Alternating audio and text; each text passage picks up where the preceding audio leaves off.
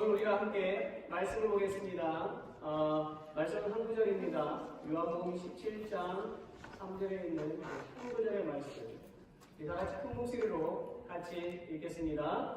영생은 곧 유일하신 참 하나님과 그의 보내신 자 예수 그리스도를 아는 것이니라. 한 번 더 읽습니다. 시작. 영생은 곧 유일하신 참 하나님과 그의 보내신 자 예수 그리스도를 아는 것이니라. 아멘. 저는 오늘 무엇이 영생인가 라는 그런 제목으로 설교를 하고자 합니다. 우리가 가지고 있는 성경은 어떻게 하면 가장 좋은 직업을 찾을 수 있는지, 어떻게 하면 우리의 인생의 꿈을 이룰 수 있는지, 또는 더 나은 인생의 계획을 세울 수 있는지에 관한 책이 아니에요. 또한 이미 너무 과중한 일에 시달리고 있는 우리에게 어떻게 하면 더 많은 일을 효과적으로 할 수 있는지를 알려주는 책도 아닙니다. 그런데 수많은 사람들, 특히 그리스도인이라고 하면서도 성경을 대할 때에 교훈만 찾으려고 하죠. 사람들은 성경을 통해서 철학적이고도 율법적인 내용에 관심이 많고 마음의 평안을 찾으려는 그러한 모습이 많이 있어요. 만약 마음의 평화만을 찾으려고 한다면 다른 일반적인 책들에도 많이 있으니 그런 책을 보는 것은 더 나을 수도 있어요. 성경은 우리에게 철학을 전하거나 율법을 알려주기 위해서 또는 내 지식을 넓히거나 마음의 평안만을 위해 쓰여진 것이 아닙니다. 성경은 예수 그리스도를 통해서 하나님의 사랑과 그분의 계획을 알려주고 그로 인해서 계획된 영생에 관해서 알려주는 하나님의 말씀이 기록된 책입니다. 우리가 지구생에 살면서요, 하나님과 관계를 맺느냐 안 맺느냐에 따라서 우리는 어디에서 영생을 보낼 것인가가 결정이 되어집니다. 만약 우리가 하나님의 아들 예수 그리스도를 사랑하고 신뢰하는 법을 배운다면 우리는 영생을 그분과 함께 보내게 될 것입니다. 그러나 만일 우리가 예수님의 사랑, 용서, 그리고 구원을 거부한다면 우리는 하나님과 떨어져서 살게 될 것입니다. 저는 여러분에게 이러한 제안을 하고 싶어요. 만약에 당신이 이 땅에서의 삶이 전부라고 믿는다면 이제부터 당신의 인생을 마음대로 즐기십시오. 그리고 당신은 착하고 도덕적으로 살아야 한다는 것과 자신의 행동에 반드시 책임질 생각은 할 필요도 없습니다. 또한 그것이 가져올 결과에 대해서도 걱정할 필요가 없어요. 당신 마음대로, 당신 좋은 대로 하면서 사십시오. 그러나 당신이 죽음을 맞이할 때에 창조주로부터 당신의 삶에 대한 옳고 그름에 대한 심판이 있을 것입니다. 여러분, 죽음이 우리의 존재의 끝이 아니라 죽음 이후의 새로운 세상, 즉 영생의 세상이 있다는 말을 듣거나 깨닫게 된다면 우리의 삶은 엄청난 변화를 가져오게 됩니다. 정말로 죽음은요, 우리의 끝이 아닙니다. 죽음은 새로운 삶의 시작이고, 즉 영생으로의 출발점이 됩니다. 그렇기 때문에 우리가 이 땅에서 행하는 모든 행위는 그 행위에 대한 심판이 있어요. 다시 말해서 우리의 삶에서 이루어진 모든 행동이 영생에도 계속 영향을 미친다라는 뜻입니다. 우리에게는 이런 깨달음이 있어야 하는데 오늘날 복음은 많이 흐려졌습니다. 수많은 사람들이 하늘의 것을 알지 못한 채 땅의 것에만 목숨을 걸 정도로 중독이 되어서 가고 있어요. 어찌나 세상 것들에 얽매여 있던지 그것을 하지 않으면 불안해서 떨지요. 초조해야 합니다. 그럴 필요가 없어요. 자유해 보세요. 이 세상의 것들, 이 세상의 모든 그러한 삶은 모두 한시적입니다. 성경에서는 이 한시적인 삶을 아는 게 빠르게 달리는 사람, 한 번 내쉬는 숨, 그리고 한 줄기 연기와 같다고 그렇게 말하고 있어요. 잘 들으세요. 우리는 한시적인 것을 위해 지음받은 것이 아니라 영원한 것을 위해서 지음을 받았습니다. 우리는 이 사실을 잊어서 해서는 안 되는 것입니다. 그런데 심지어 그리스도인이라는 사람조차도 믿음을 보이기보다도 땅에 있는 그 것들에 기뻐하고 땅의 것들에 슬퍼하고 있다는 거예요. 즉 수많은 사람들이 그들의 삶은 변하지 않으면서도 그들 자신을 거듭난 크리스찬이라고 말하면서 살아가고 있어요. 크리스찬이라면 구원의 증거, 회개의 증거, 믿음의 증거가 있어야 하고 변화된 삶으로 나타나줘야만 합니다. 또한 성령 하나님의 내주하심으로 얻게 되는 성령의 사역을 통해서 계속적으로 진정한 그리스도인의 변화된 모습을 보여야만 하는 것입니다. 제가 질문 하나 하죠. 구원 받으셨습니까? 구원 받으셨습니까? 그럼 구원이 무엇입니까? 구원이 무엇입니까? 마가복음 1장 15절에 보니까 예수님이 이렇게 말씀하십니다. 가라사대 때가 찼고 하나님 나라가 가까웠으니 뭐하라고요? 회개하고 복음을 믿으라. 구원은 에베소서 2장 8절과 9절에 있는 말씀이죠. 뭡니까? 너희가 그 은혜를 인하여 믿음으로 말미암아 구원을 얻었나니 이것이 너에게 난 것이 아니요 하나님의 선물이라. 이는 행위에서 난 것이 아니니 누구든지 자랑하지 못하게 하려 함이라고 되어 있습니다. 구원은 오직 하나님의 그 내려주신 은혜를 통해서 우리에게 주어지는 것입니다. 선물로 주어지는 것입니다. 그러나 그 구원이 그냥 주어지는 것이 아니라 진실하고 간절하게 예수님을 찾을 때 주시는 선물이라는 것입니다. 진실하고 간절한 것은 무엇입니까? 내가 죄를 고백할 때에 죄를 지은 것 때문에 부끄러워서 그리고 예수님이 십자가에서 죽으신 그 사랑 때문에 내 눈물과 콧물을 흘리면서 오직 예수님만이 나의 구원자입니다. 창조주 하나님이심을 믿고 고백하는 것을 말하는 거예요. 은혜는 사모하는 자에게 주어지며 하나님은 당신을 찾는 자를 만나주시는 분이십니다. 우리는 구원 받았습니다. 우리는 구원 받아야 합니다. 왜냐하면 다른 세상, 영원한 세상이 있기 때문입니다. 오늘 많은 사람이 지구가 멸망한다고 말합니다. 그러나 성경은 수천 년 전부터 이미 지구가 멸망할 것을 예고했습니다. 성경 말씀은 한 번도 그 약속을 깨뜨리지 않았어요. 하나님은 우리에게 복을 주시겠다고 약속을 하셨고 지키셨으며 또한 심판의 약속과 멸망의 약속도 이루어 주셨고 이루어 가십니다. 반드시 이 세상은 끝날 것입니다.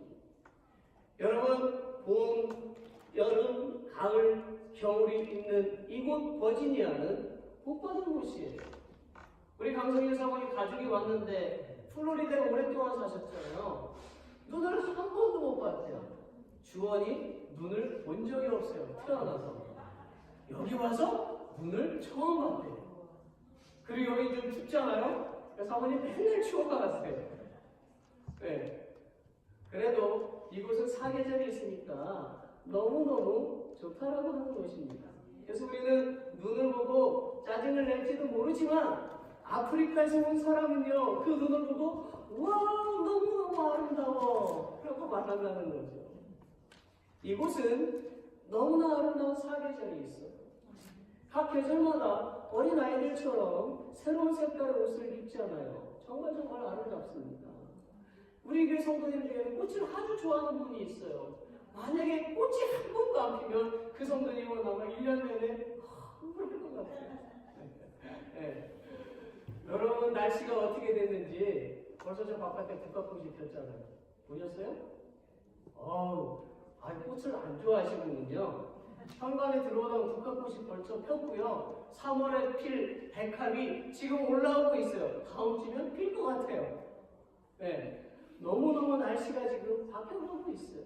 그만큼 점점점 세상은 변화되고 있지만 어쨌든 모든 세상이 새로운 아름다운 사계절과 색깔들을 입고 있다는 거죠. 정말 아름답습니다. 우리가 자연을 보아도 아름다움을 느끼는데 우리에게 가족이 있다는 것은 얼마나 아름다운가요? 그렇지 않습니까? 우리 마리아는 성경에 계시지만 루시, 카멘 다 싸워도 보기 좋지 않습니까? 딸들, 내 사랑하는 딸들. 네. 가게에 가면요 항상 사진이 있어요. 루시, 카멘. 저번에 깎을 때마다 걔네들 보면서 이쁘다 이쁘다. 네. 그러니 엄마 아빠는 얼마나 좋을까요? 네. 여러분 이런 이야기 들어보셨죠? 어느 마을에 버릇없는 한 아이가 살고 있었어요. 그 아이의 말투는 어린데 늙은이다 이런 표현을 나이가 많이 든 어른 같은 그런 표현을 하는 거예요. 그래서 이 아이의 별명이 애늙은이였대요. 어느 날 그 아이는 아빠하고 어디에 갔다고요? 목욕탕에 갔어요. 그래서 아빠가 그 목욕탕에 뜨거운 물에 탁 들어가서 이렇게 하는 거예요. 어우 시원해. 너무 시원해. 그래서 그 아이도 믿었죠. 그래서 이 첨벙 들어갔더니 뜨거워 하는 거예요. 그래서 세상에 믿을 놈 하나도 없네. 아빠도 못 믿겠네. 그렇게 막 화를 냈던 거예요. 그래서 아빠가 너무 미안해가지고 돌아오는 길에 몸에서 열이 나니까 아이스크림을 샀어요. 아이스크림을 이제 사가지고 5개를 샀어요. 5개를 사가지고 아빠는 3개를 먹고 아이는 2개를 먹었어요. 그리고 아빠한테 물어봤어요. 얘야 아이스크림 2개 먹으니까 너무너무 시원하고 너무 배부르고 좋지 않니? 그러자 아이가 그랬어요.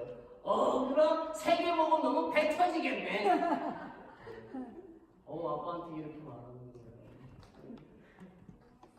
여러분 혹시 우리 중에 이런 가족처럼 막 서로 으르렁대고 싸우는 가족이 있습니까?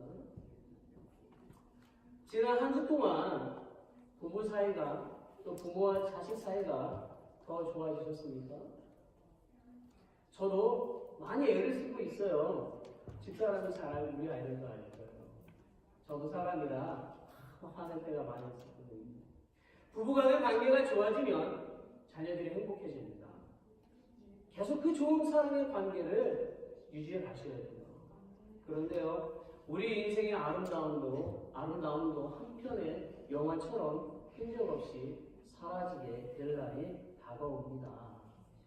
여러분 두려우십니까? 근심이 되십니까? 요한복음 14장 1절에 보면 이런 말씀이 있어요. 너희는 마음에 근심하지 말라. 하나님을 믿으니 또 나를 믿으라. 어떤 분은 죽으면 죽는 거지 인생이며 별거 있어요? 그렇게 생각하십니까? 그냥 이 세상에서만 살고 그 이후에는 어떻게 될지 관심이 없으십니까? 잘 들어보세요. 우리에게는 길이 있어요. 요한복음 14장 6절에 보면 내가 곧 길이요 진리요 생명이니 나로 말미암지 않고는 아버지께로 올 자가 없다라고 했어요. 예수님이 우리의 길이 되신다고 말씀하셨고 우리의 진리가 되신다고 말씀하셨고 우리의 생명이 되신다고 말씀하셨습니다. 자, 오늘 본문에도 보면 영생은 곧 유일하신 참 하나님과 그의 보내신 자 예수 그리스도를 뭐하는 것? 아는 것이다 라고 했지. 우리의 삶은 이 세상에만 있는 것이 아니에요. 우리는 천국에서 영원히 살 수가 있습니다. 그것은 우리가 예수님을 구원자로 믿으면 되는 것입니다. 우리 중에는 예수님을 믿는 분들도 계시지만 아직도 예수님을 믿지 않는 분도 계십니다. 회개하고 예수님을 믿으시기 바랍니다. 그리고 영생을 얻으시기를 바랍니다. 하나님은 우리를 너무 사랑하셔서 우리가 죽고 지옥에 가는 것을 막기 위하여 친히 독생자를 예수 그리스도를 이 세상에 보내주셨어요. For us. 그리고 예수님은 평화의 왕이요 만주의 주로 오셔서 하나님과 끊어진 관계인 죄를 탕감하시기 위해서 대속제물이 되셨잖아요.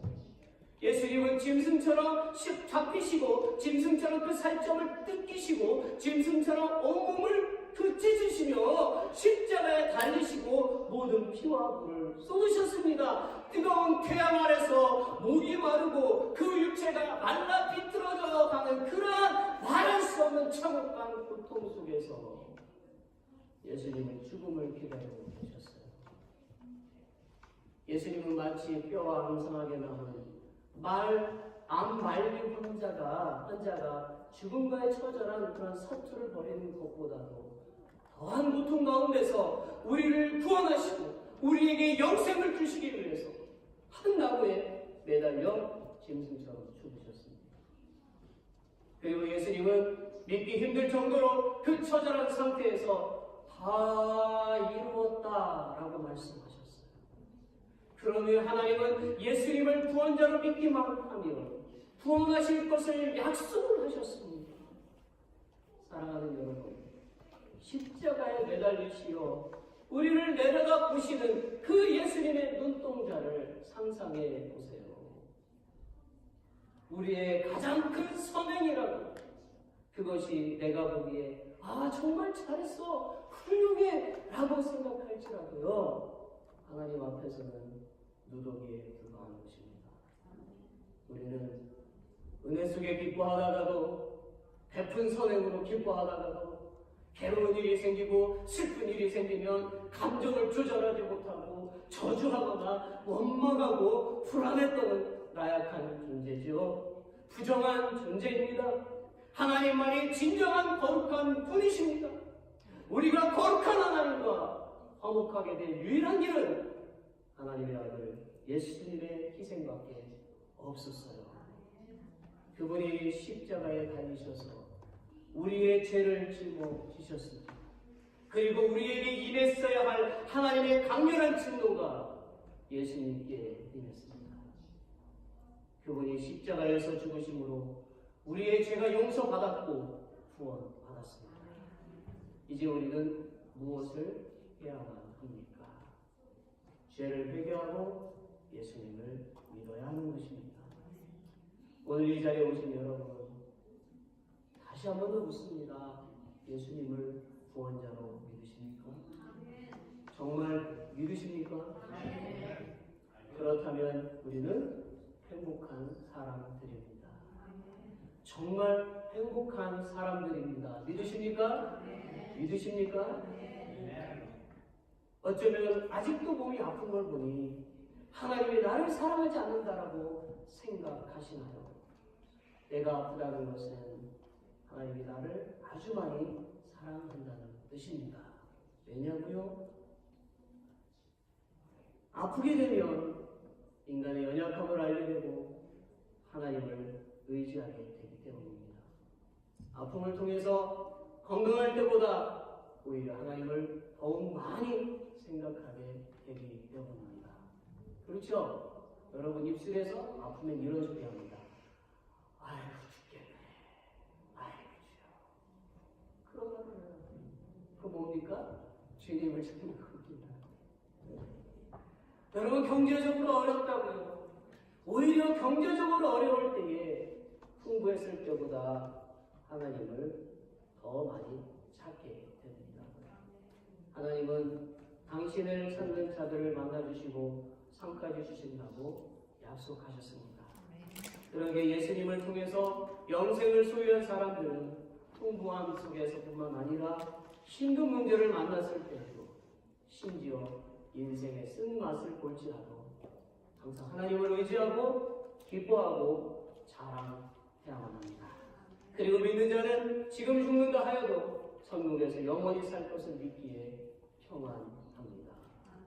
사랑하는 여러분, 우리는 마치 어머니의 자궁에서 보낸 10달 동안의 그 시간이 그 자체로 끝이 아니라 또 다른 삶을 위한 준비였듯이 현재의 삶은 다른 삶을 위한 준비 과정임을 깨달아야만 하는 거예요.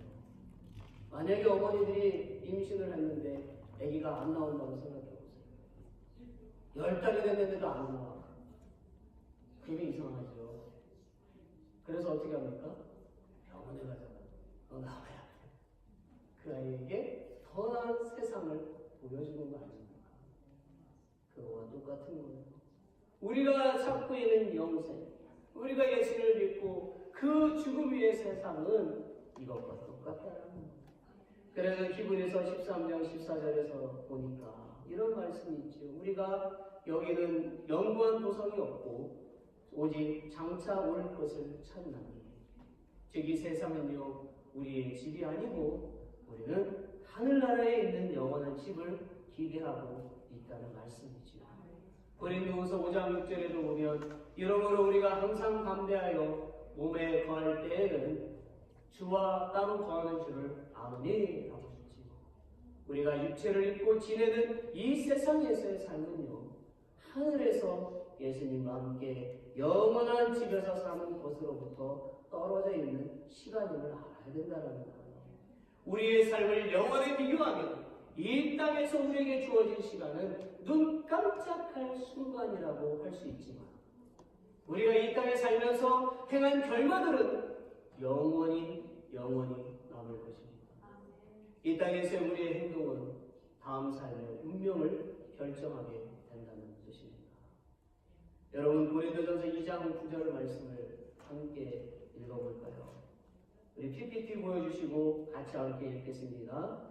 기록된 바 하나님이 자기를 사랑하는 자들을 위하여 예비하신 모든 것은 눈으로 보지 못하고 귀로도 듣지 못하고 사람의 마음으로도 생각지 못할 바 함과 같으니라.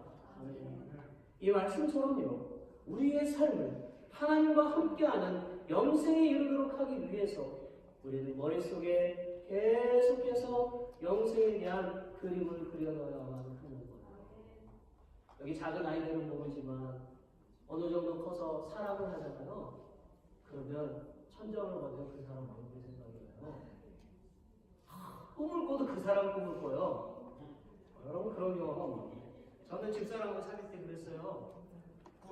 집사람이 나오고 천장을 봐도 집사람이 보이고 한번 봐도 내가 안 보고 영생도 똑같은 것입니다. 자꾸 생각을 해야 되는 거예요. 자꾸 머릿속에 자꾸 새겨넣어야만 하는 것입니다. 그리고 그 소중함과 가치를 마음에 새겨넣어야만 하는 거예요. 오늘의 삶은 물 위에 떠있는 빙산의 일각에 불과해요. 영원한 생명으로 사는 그곳은요 우리의 눈에는 지금 보이지 않지만 그러나 분명히 존재하는 바닷속에 잠겨있는 그 빙산의 큰 덩어리와 같은 거예요. 바람은 우리 눈에 보이지 않지만 나무가 흔들리는 것을 보고 아 바람이 부네 라고 말하죠. 영생도 우리 눈에는 보이지 않지만 분명히 있습니다. 이 영생은 천국에서 예수님과 함께 사는 영생이고 믿는 자에게만 주어지는 영원한 천국의 삶이죠. 여러분 300년 전만 해도요 기독교 서적들은 대부분 복음에 관한 서적들이었어요. 그런데 지금은 이 복음, 예수님에 관한 이야기가 힘을 잃어버렸습니다.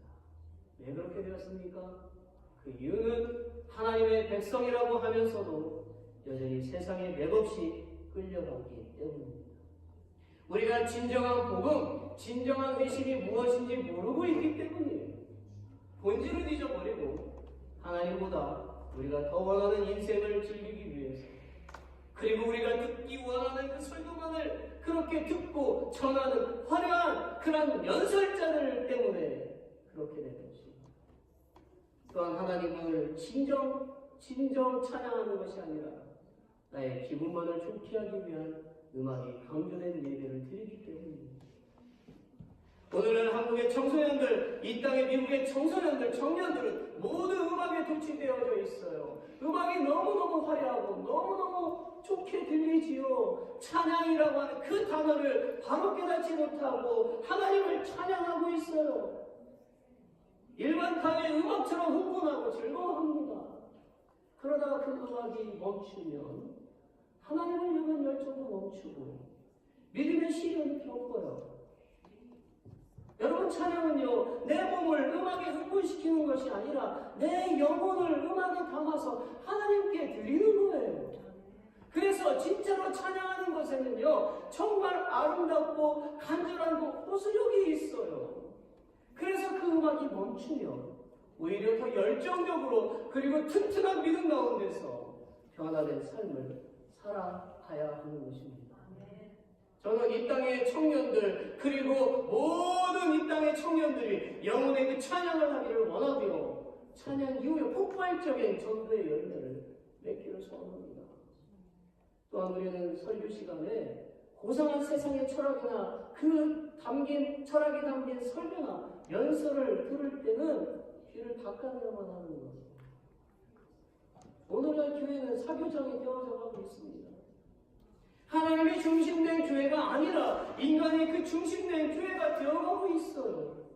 이민 사회에서 교회에 나와야 사람들을 만나고 정보도 얻고 한국 음식도 먹고 외로움도 달래고 참 좋아요. 그러나 가장 먼저 할 일, 가장 먼저 생각할 일은 교회는 하나님을 만나는 것이요, 구원자 예수 그리스도를 보내신 것이 너무나 감사해서 하나님께 예배하는 곳이요, 하나님의 사랑을 회복하는 곳이고, 영생을 얻으며 그 영생을 다른 사람들에게 널리 알려주기 위해서 준비하는 곳입니다.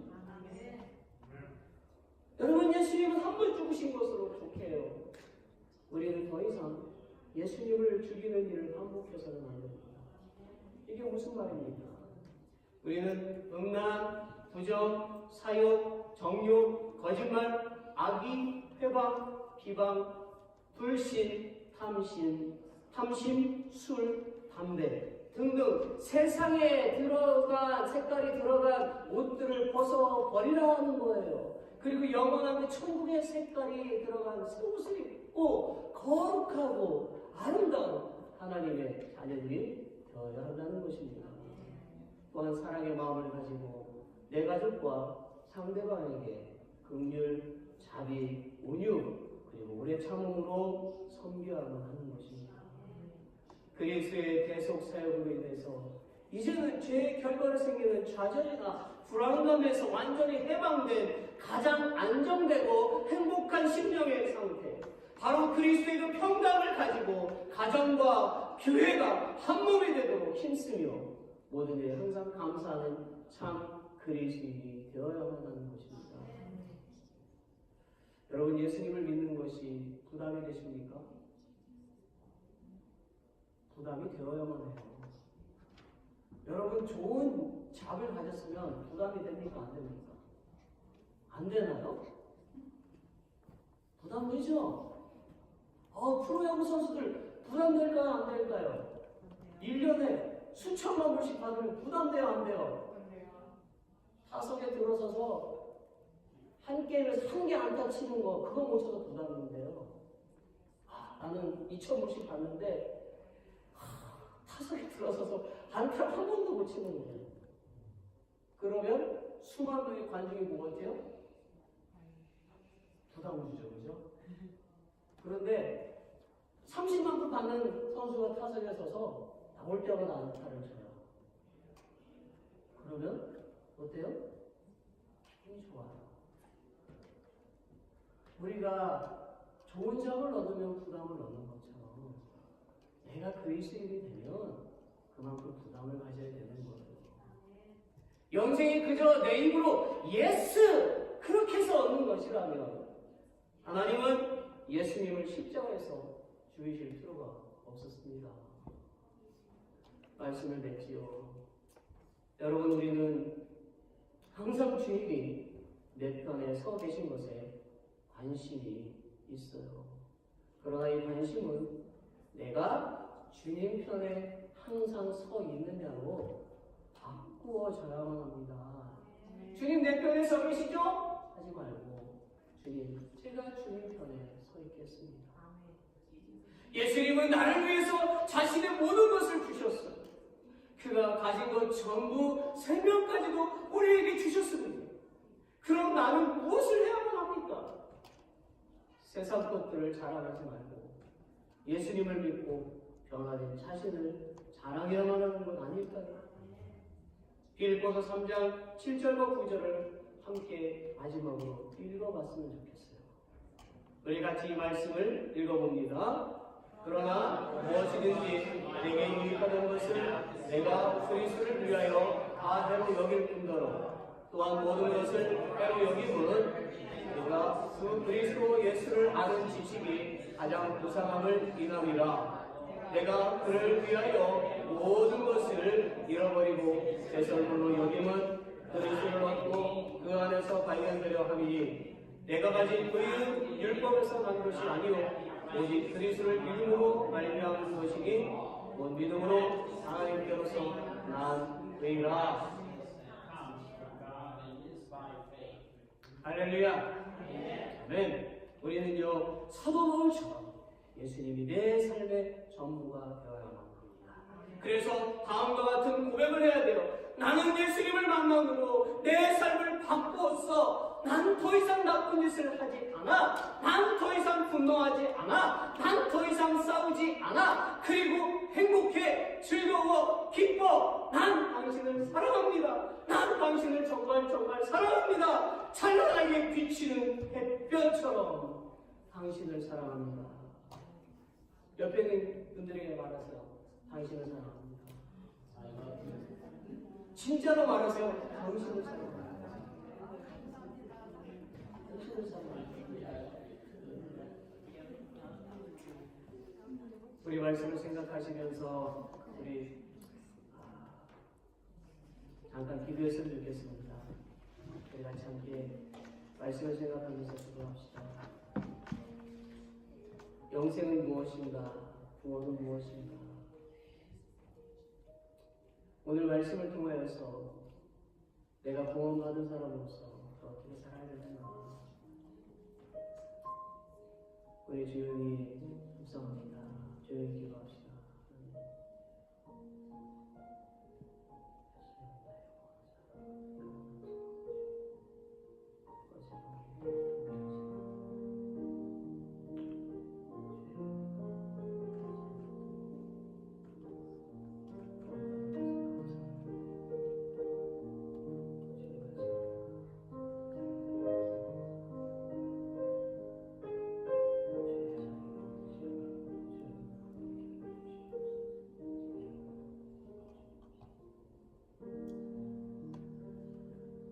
하나님, 우리를 구원해 주셔서 감사합니다.